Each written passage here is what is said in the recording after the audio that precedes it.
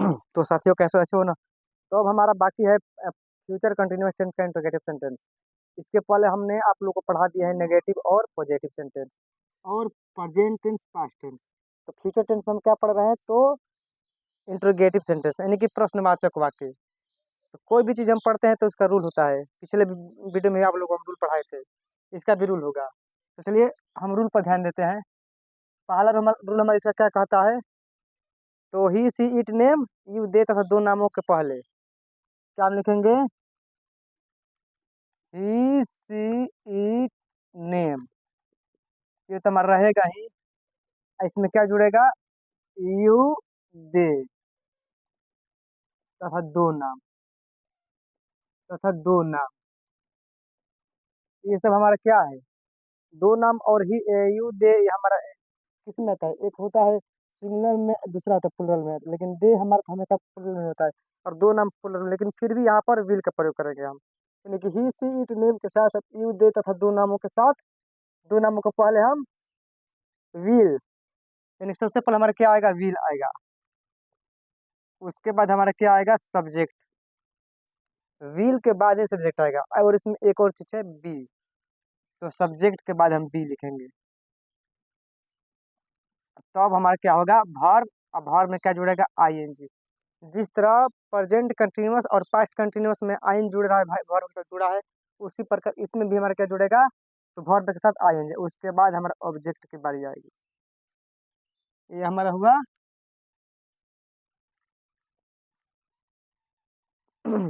Future continuous tense का interrogative sentence का नियम। अब एक एग्जाम्पल, यानी कि एक उदाहरण ले लेते हैं समझने के लिए। तो चलिए एक उदाहरण हमने क्या लिया, क्या मोहन घर जा रहा होगा, क्या मोहन घर जा रहा होगा। यह हमारा एग्जाम्पल हो गया।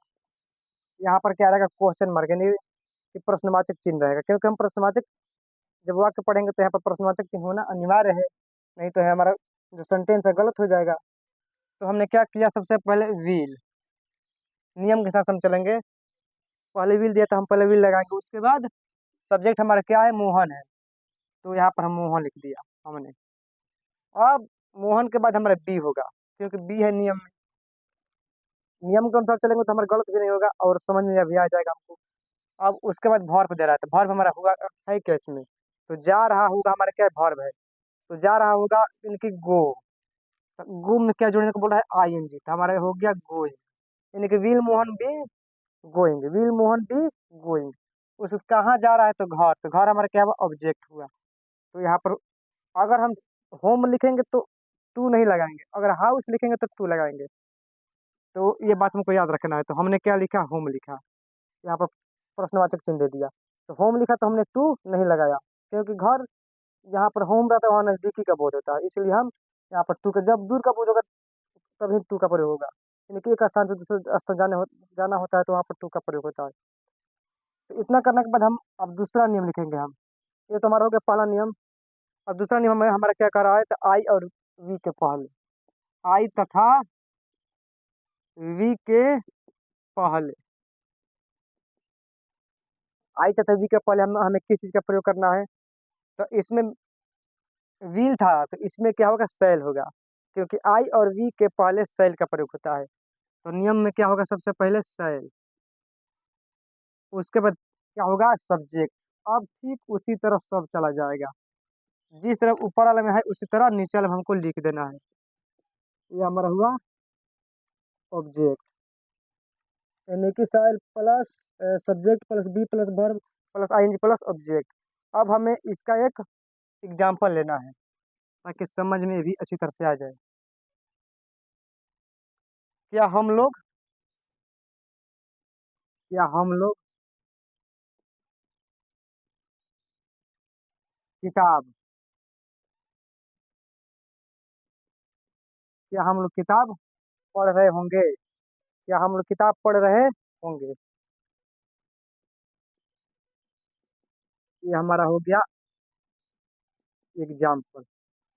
इसमें भी हम क्या करें, क्वेश्चन मार्क हमने दे दिया। अब इसको बनाना कैसे है, तो सबसे पहले यहाँ पर क्या होगा, सेल दिया है, तो हमने क्या किया, सबसे पहले सेल, उसके बाद इसका मीनिंग होता है वी, उसके बाद क्या लगेगा, तो बी लगेगा, बी ई बी। यहाँ पर डब्ल्यू ई है तो इसको वी कहेंगे, यहाँ पर वी, बी ई बी लगेगा। उसके बाद हमारा क्या आएगा, वर्ब। वर्ब हमारा क्या है, पढ़ना वर्ब है, यानी कि रीड। रीड में क्या जुड़ेगा, आईएनजी, क्योंकि नियम में आईएनजी जुड़ा है। इतना करने के बाद हमें देखना कि ऑब्जेक्ट क्या कर रहा है, तो किताब हमारा क्या ऑब्जेक्ट, यानी कि बुक, तो ए बुक लिखेंगे हम। और उसके बाद क्वेश्चन मार्क हमने दे दिया।